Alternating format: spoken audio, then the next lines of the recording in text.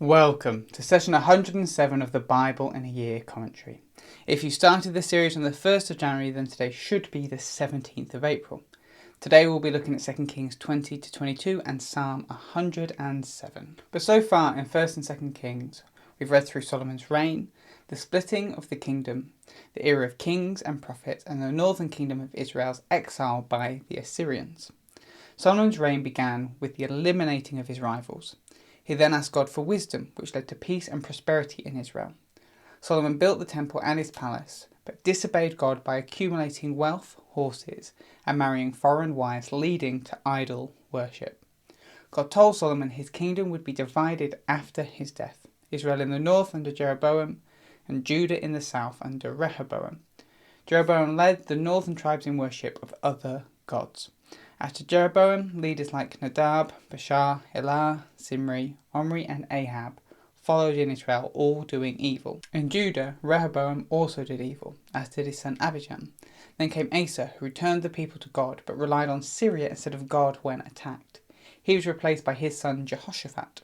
The story shifted to Elijah, a prophet who condemned Ahab for his idolatry and predicted a drought. Elijah performed miracles, defeated Baal's prophets, and fled from Jezebel. He met God, anointed new leaders, and chose Elisha as his successor. We read as Elijah was taken to heaven and Elisha stepped up to fill his place. We saw Elijah performing many of the miracles Elijah had done. Under Elijah, we saw the rise of Syria and much suffering in the northern kingdom of Israel. This then started the section of the book focused on Israel's journey to exile. We read of much murder and fighting for both the northern and southern thrones. Hazael led the Syrian army to wage war and defeat the northern kingdom of Israel. They were then followed by the Assyrians, who eventually led the northern kingdom of Israel into exile. The northern kingdom was no more. In its place, the Assyrians resettled various different people groups who were taught the ways of the God of Israel, but also continued worshipping their gods. At the same time, we saw much wickedness in the southern kingdom of Judah, highlighting that they were on a similar path. Yesterday, we picked up with the king Hezekiah, one of the few kings to destroy the foreign places of worship in Judah. When the Assyrians came to defeat Judah, at first he panicked and gave them all the wealth of the temple. But when they continued to come, Hezekiah turned to God with the help of Isaiah, and God defeated the Assyrians for them. But let's jump in with today's reading, 2 Kings 20 to 22. Not long after Assyria's siege on Jerusalem, Hezekiah falls ill.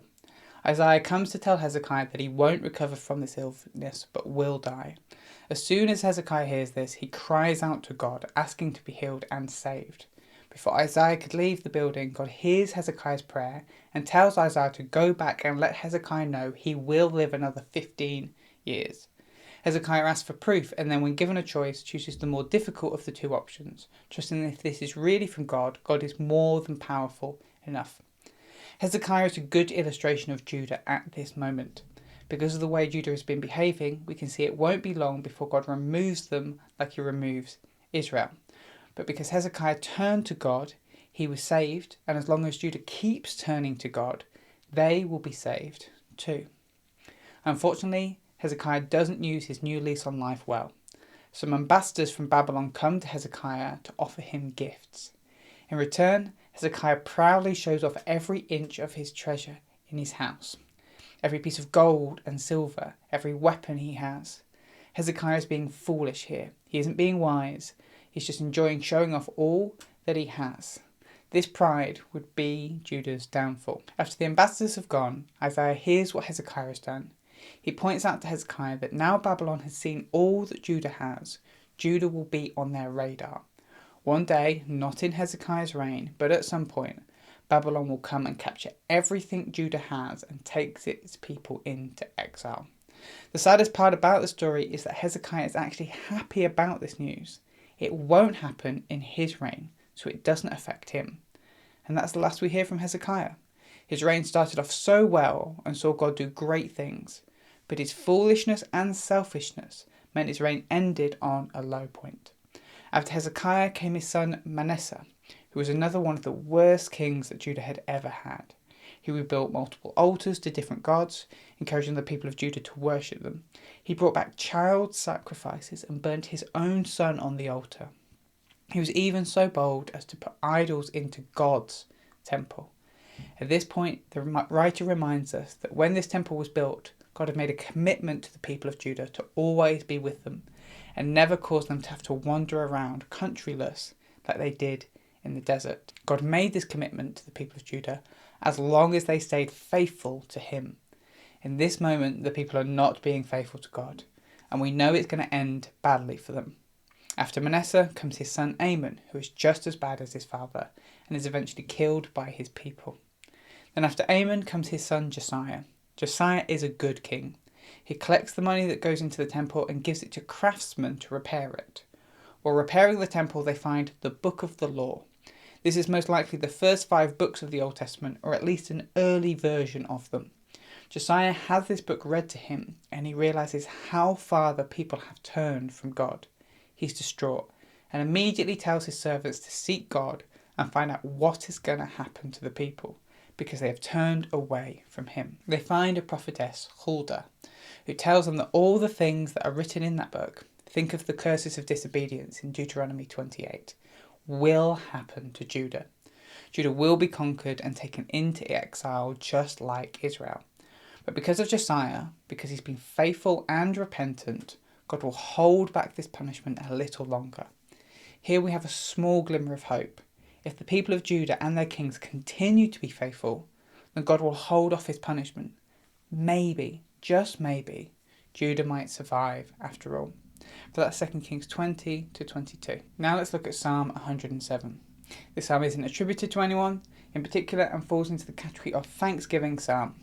Psalm 107 starts the 5th and final book of the Psalms from 107 to Psalm 150. This 5th book of the Psalm comes full circle, picking up the themes of Psalm 1, the importance of following God's word, and Psalm 2, the importance of a human king appointed by God. We get more psalms attributed to David, hinting at the importance of the Davidic line to the future king. Here is a summary of the structure, but I would recommend checking out the written version of this commentary in the description to see this structure properly for yourself. We start with verses 1 to 3, a call to give thanks. Verses 4 to 32, 4 scenarios of distress and deliverance. Within that are verses 4 to 9, those lost in desert wastelands. Verses 10 to 16, prisoners in darkness and chains. Verses 17 to 22, full suffering due to the rebellion. And verses 23 to 32, mariners caught in a storm at sea. From there we then have verses 33 to 38, God shapes the land, and then verses 39 to 43, God shapes societies. The psalm opens with a call to give thanks to the Lord, for his steadfast love endures forever.